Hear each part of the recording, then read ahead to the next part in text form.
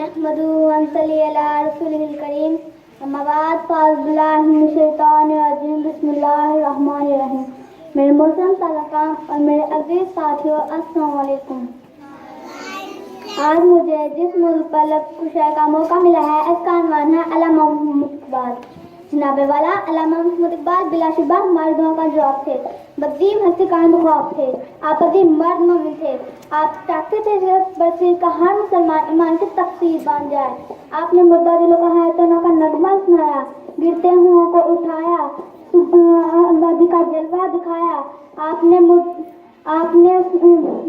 आपने ईमानो वकी के चिराग रोशन किए और मुसलमानों को समझाया कि जब भी तंगारा खाकी में होता है यकीन पैदा, जब भी तंगारा खाकी में होता है यकीन पैदा, तो कर लेता है बालों रूह में अमीन पैदा।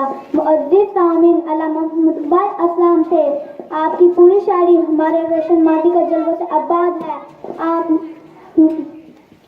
कभी इसलिए कहते हैं कभी ऐ नौजवान मुस्लिम तदब्बुर भी क्या तूने, कभी ऐ नौजवान मुस्लिम तदब्बुर भी क्या तूने, वो क्या गर्दों था जिसका तू एक टूटा हुआ तारा।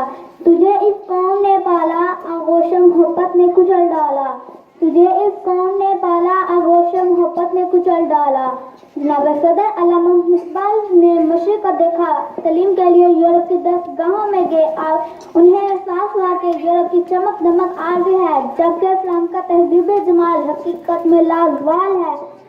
आपकी नज़रों में इश्क मुस्तफ़ा सल्लल्लाहु अलैहि वसल्लम का नूर बसा हुआ था, इसलिए यूरोप की तहज़ीब आपको मुतासर करने में नाकाम हो गई। जनाब सदर अल्लामा मोहम्मद इकबाल शायर मशरिक़ थे। अल्लामा मोहम्मद इकबाल बड़ों का शायर भी था और बच्चों के भी। आपका पैगाम मुसलमानों के लिए भी था और आलम इंसानियत के लिए भी। आपको मिल्लत के नौजवानों से खुसूसी प्यार था और आप इन नौजवानों को शहीन के रूप में देखना चाहते थे। वो शहीन जो हर वक्त महूर पर वाज़ा रहता है,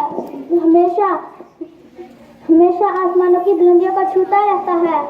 सदर मोहतरम इकबाल की आवाज़ दिलों में उतर गई और शहीन असलाम शहीन बन गए। इकबाल माजी हाल और मुस्तकबिल के शायर थे।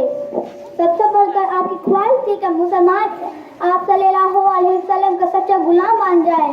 जो नबी करीम सल्लल्लाहु अलैहि वसल्लम का सच्चा गुलाम बन जाता है, लौह कलम इसके हक बन जाता है। वमा अलैना इल्लल बलाग।